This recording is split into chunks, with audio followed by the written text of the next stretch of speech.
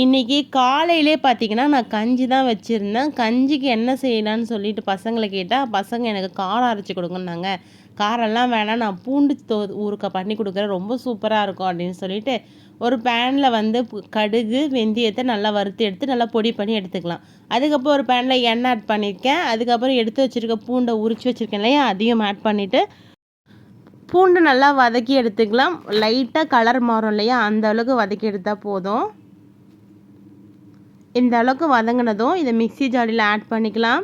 ஊற வச்சிருக்க புளியும் ஆட் பண்ணியிருக்கேன். காரத்திற்கு வெறும் மிளகாய்த்தூள் 1 ஸ்பூன் அளவுக்கு ஆட் பண்ணியிருக்கேன். ஏன்னா நான் கொஞ்சமாக தான் செய்கிறேன், அதனால் 1 ஸ்பூன் போதும். அதுக்கப்புறம் நல்லா அரைச்சி எடுத்துக்கலாம். அப்புறம் ஒரு பேனில் எண்ணெய் ஆட் பண்ணியிருக்கேன், கொஞ்சமாக கடுகு ஆட் பண்ணியிருக்கேன், ஒரு 10 பல் பூண்டை வந்து ஆட் பண்ணிக்கிறேன், கருவேப்பிலையும் ஆட் பண்ணிவிட்டு, இது வந்து பூண்டு பார்த்திங்கன்னா நல்லா ஒரு கோல்டன் கலர் வதங்கணும். அப்போ தான் அந்த ஃப்ளேவர் வந்து அவ்வளோ சூப்பராக கிடைக்கும். இப்போது எடுத்து வச்சிருக்க பேஸ்ட்டையும் ஆட் பண்ணிக்கிறேன். ஆட் பண்ணிவிட்டு இது எண்ணெயிலேயே நல்லா மிக்ஸ் பண்ணி எடுத்துக்கலாம்.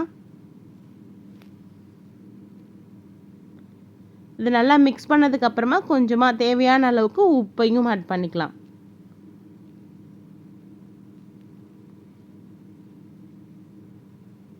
உப்பு ஆட் பண்ணி நல்லா மிக்ஸ் பண்ணி எடுத்துகிட்டு ஃபைனலாக பெருங்காயத்தூளை வந்து ஆட் பண்ண போகிறோம்.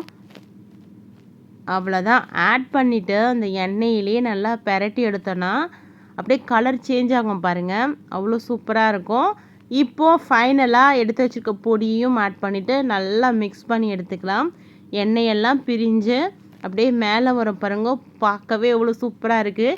இதை செஞ்சு கொடுத்தேன், அவ்வளோதான். இது 2 நாள் வச்சு சாப்பிட்லான்னு பார்த்தா அன்னைக்கு காலி ஆகிடுச்சு. சுட சுட கஞ்சியில் இந்த ஊறுகாய் வச்சு சாப்பிடும்போது அவ்வளோ சூப்பராக இருக்குது. பிடிச்சிருந்தா மறக்காமல் லைக் பண்ணுங்கள்.